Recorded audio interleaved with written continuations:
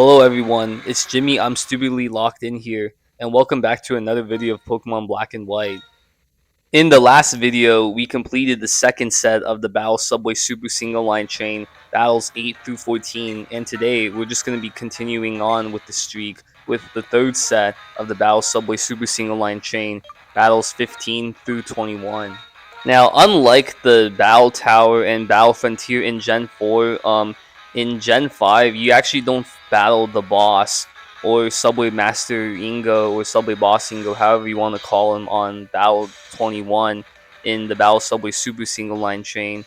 No, you only face him once during your streak in the Battle Subway Super Single Line Chain. That's on Battle 49. That's just something that I thought was interesting in this game. But anyway, battle number 1 of this set, Probopass. Alright, I don't want to risk Focus Blast missing, so I'm going to switch out to Garchomp. Especially since Probopass actually likes to use a lot of electric type of moves. Or attacks on you. Okay, block, so I can't escape. Not like it's going to make any difference since you're going down with an Earthquake. Yup, see? One shot. Imaldo. Huh, that's interesting. I'm locked into Earthquake now since I have Choice Scarf on Garchomp, and since Outrage does more damage to it, I'm gonna switch out to Scissor here. Scissor is actually super effective against it too, whereas Garchomp can only do neutral damage to it. Okay, Rock Polish. It's gonna raise its speed by 2 stages. Well, luckily I have Bullet Punch with me, and Bullet Punch has priority and always goes first, so take that, Orimaldo. Okay, Rock Slide. I should be able to survive this, yeah. See, it didn't even do half. And Bullet Punch outspeeds it again and knocks it out. Yeah, the good thing about Bullet Punch is that it always goes first unless the opponent uses a move that also has priority, like Aqua Jet or something, and then it would come down to which Pokemon is faster than the other. Alright, Dugtrio. Wow, it's gonna keep using Protect on me like an idiot. Like that's gonna make any difference because I can just knock it out in one hit with Bullet Punch while outspeeding it too, even though Dugtrio is one of the fastest Pokemon in the entire game. Yeah, Dugtrio, even though it's fast, it has one of the worst defenses of any Pokemon of all time. So pretty much any move or attack on it would knock it out in like one hit, like Scissor just did there. Yeah, Scissor's so good, man. I use it on almost every team of mine since Gen 4, similar to Garchomp. It complements Garchomp so well, and with Bullet Punch, it can pretty much outspeed all of the Pokemon that would normally pose threats to Garchomp, like Weavile, and then easily one-hit KO them with Bullet Punch. Alright, Drapion. I'm gonna switch out to Garchomp here since Drapion is a Dark-type Pokemon. I could switch out to Scissor here too, but the problem is Drapion has really high defenses, and I feel like none of Scissor's attacks would do much to it, and then the battle would just drag on longer. So it's better to just safely switch out to Garchomp here, and then knock it out in one hit with Earthquake. Alright, Zoroark. I believe that even though Outrage obviously does more damage to it, Earthquake can still knock it out since Zoroark has pretty bad defenses. And yep, there you go. One shot and it's down. Alright, Scissor.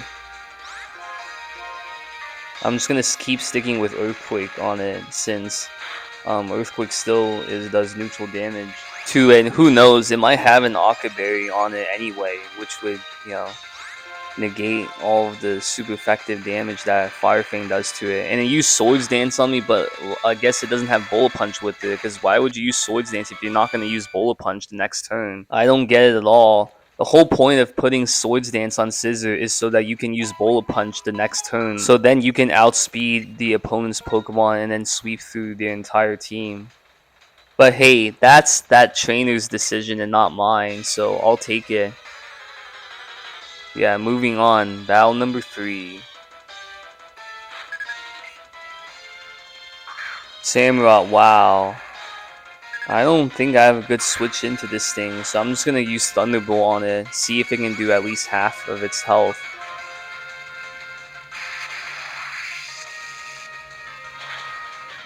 Okay, good.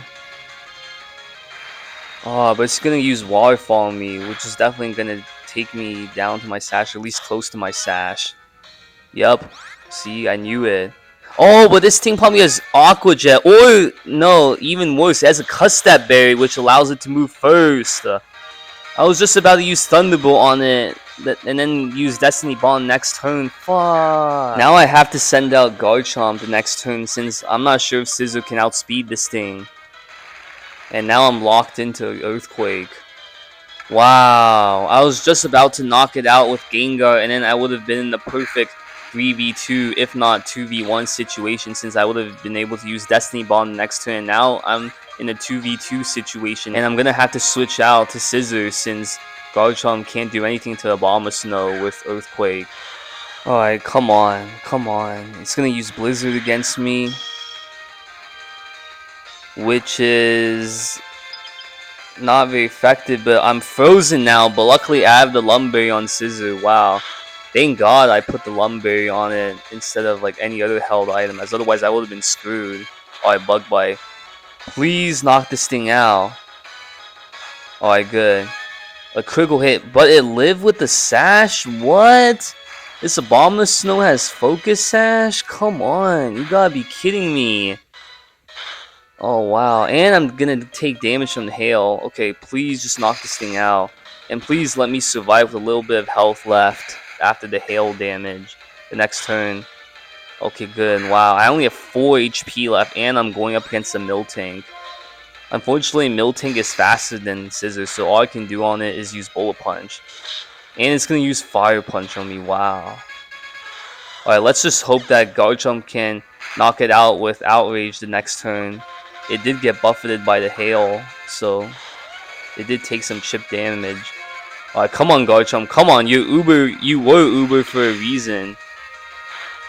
And oh, it's not gonna knock it out, and it's gonna use Ice Punch on me. What? I didn't know that these things could learn Ice Punch. Oh, but luckily I was able to survive the Ice Punch, even though it was 4 times super effective against me. Wow. That battle was too close for comfort, man.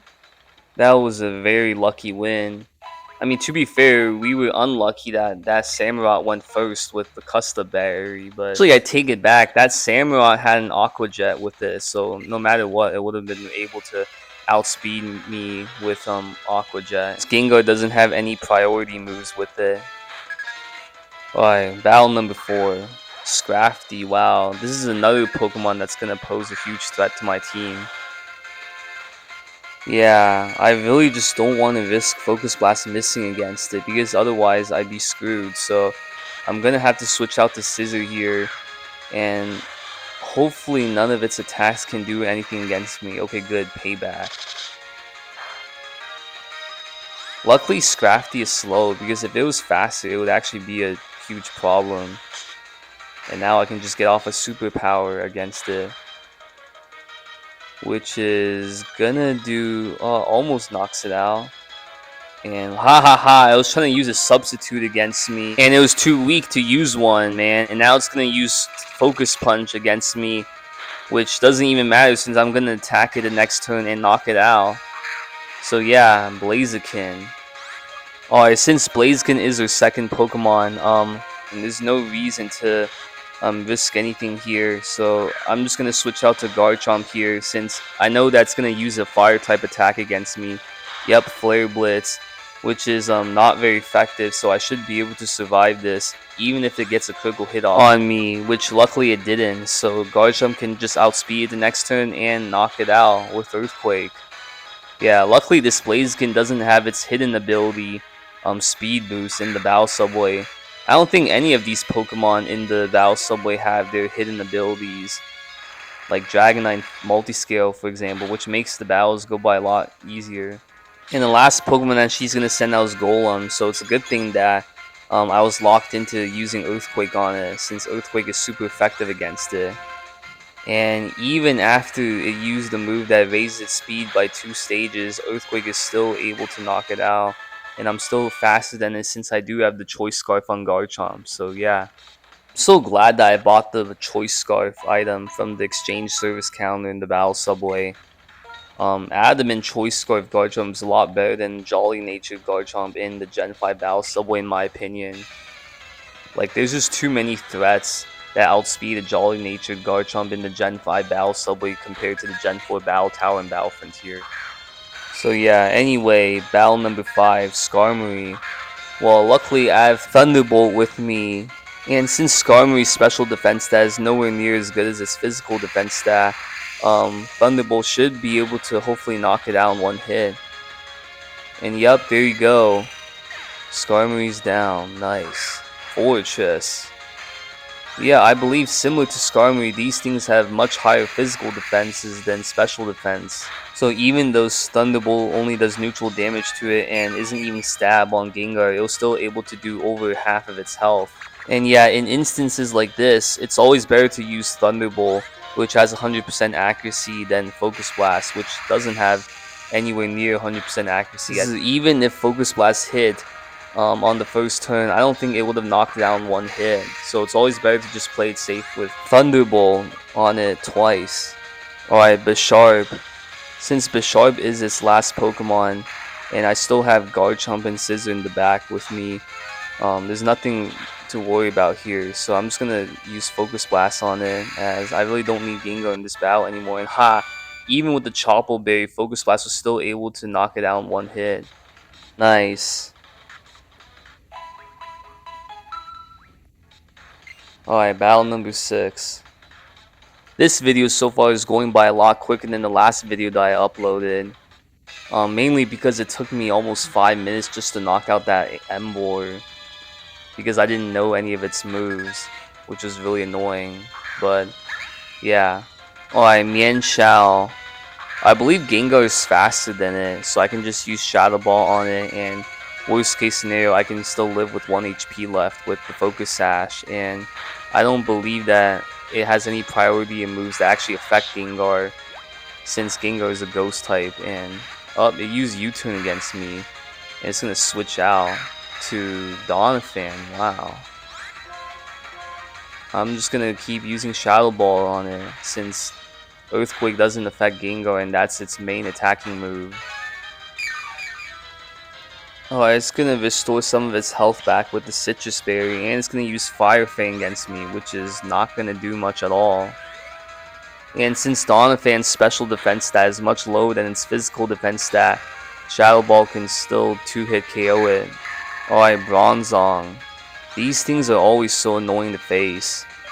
I'm just going to use Destiny Bond against this, since it's most likely going to use a Psychic type attack against me, which will for sure knock out Gengar, unless it misses like it just did there with Zen Headbutt. But I'm just going to keep using Destiny Bond against it until it decides to knock me out, which it just did. And hey, you're going down with me, man. And now I have Garchomp and Scizor with me in the back, so I should be able to take care of this Mienshao really easily. Especially since I already used Shadow Ball on it on the first turn, so Bolo Punch should be able to go first and easily knock this thing out. Unless it decides to use Fake Out against me first. But yeah, Fake Out can't do anything against Scizor, and next turn it can't use it against me again and waste everyone's time here. So yeah, Bolo Punch will knock it out easily the next turn. And moving on to the 7th and final battle of the set.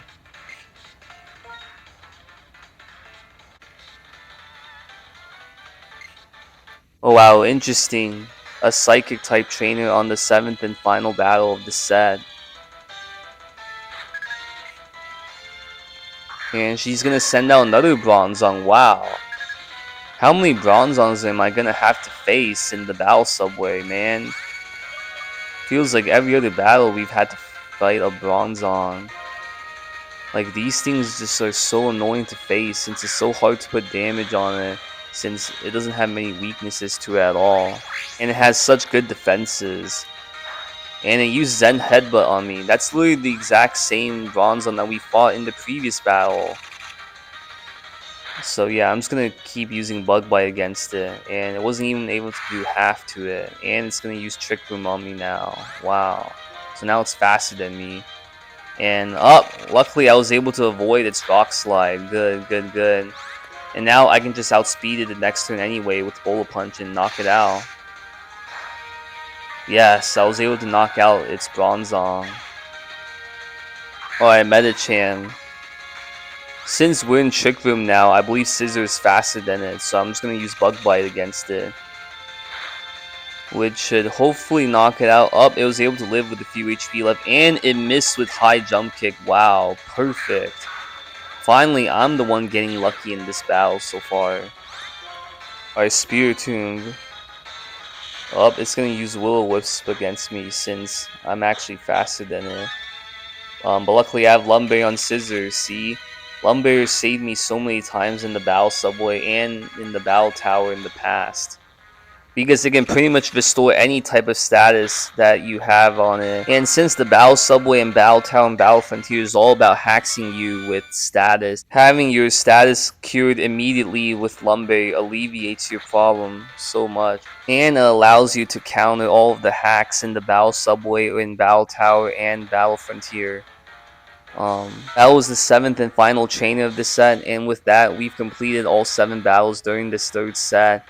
And we're ready to move on to the 4th set of the Battle Subway Super Single Line Train, which we'll be doing in the next video after this. So yeah, thank you all so much for watching. Be sure to subscribe if you haven't already, and stay tuned for more. And who is this policeman standing next to the one that just gave me the BP? Where did you come from and where are you going? Wow, that's all that he says to you? That's weird and pointless, but